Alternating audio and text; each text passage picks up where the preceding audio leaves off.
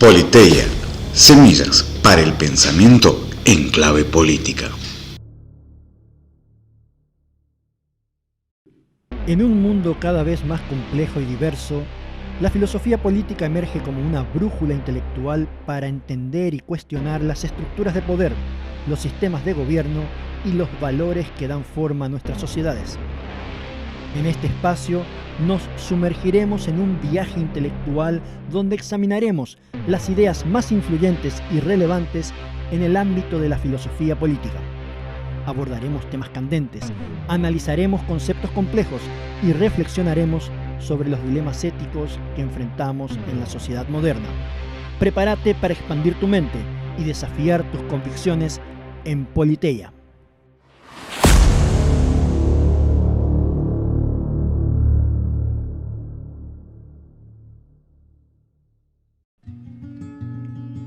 La libertad política. En la batalla cultural que subsiste en Occidente, coexisten por lo menos tres conceptos de libertad en disputa por ser la base de nuestras instituciones políticas y económicas. El primer concepto de libertad es el de Thomas Hobbes, el cual es un concepto mecánico y materialista derivado de la ley de inercia de Galileo, la cual indica que todo cuerpo continúa en su estado de reposo o movimiento rectilíneo uniforme a menos que una fuerza externa actúe sobre el objeto. Hobbes lo explicaba así en su obra El Leviatán. Por libertad se entiende la ausencia de impedimentos externos, impedimentos que con frecuencia reducen parte del poder que un hombre tiene de hacer lo que quiere. Además, Hobbes decía: la libertad del hombre consiste en que no encuentre obstáculo para hacer lo que tiene voluntad, deseo o inclinación de llevar a cabo. El concepto de libertad de Hobbes es el que abraza en gran medida el socialismo, en el sentido de que no deben existir impedimentos materiales para la consecución de los fines personales.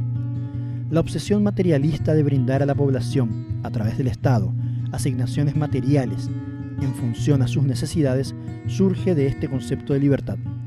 Las personas no son libres si existen impedimentos externos o materiales que frustren sus deseos o voluntad. En segundo lugar, para Jean-Jacques Rousseau, la libertad es producto de un contrato social. Subterfugio retórico mediante, Rousseau separa la libertad natural de la libertad civil, de la misma manera que separa la posesión del derecho de propiedad. En su teoría política, nadie podrá ser libre a menos que enajene su libertad natural a la voluntad general, representada en el Estado. Tampoco nadie será propietario a menos que el colectivo legitime la posesión. Decía Rousseau: hay que distinguir claramente la libertad natural, que no tiene por límites más que las fuerzas del individuo, de la libertad civil, que está limitada por la voluntad general, y la posesión, que no es sino el efecto de la fuerza o el derecho del primer ocupante, del derecho a la propiedad, que no puede fundarse más que en un acto positivo. La predominante tradición socialdemócrata usualmente se basa en esta noción contractualista de la libertad, argumentando que las personas son más libres a medida que tienen más derechos, y que tendrán más derechos si es que estos últimos se fundan en el acto positivo de estar escritos en una constitución. El caso chileno y su obsesión constituyente está basado en aquella idea. El tercer concepto de libertad observado por John Locke consiste en reconocer que la libertad es una propiedad natural de los agentes humanos y para que ésta se manifieste lo único necesario es que no exista coacción externa arbitraria por parte de terceros. Este es el concepto de libertad negativa de la tradición liberal clásica. Al respecto, Locke argumenta: donde no hay ley no hay libertad, porque la libertad es hallarse libre de opresión y violencia ajenas, lo que no puede ocurrir cuando no hay ley.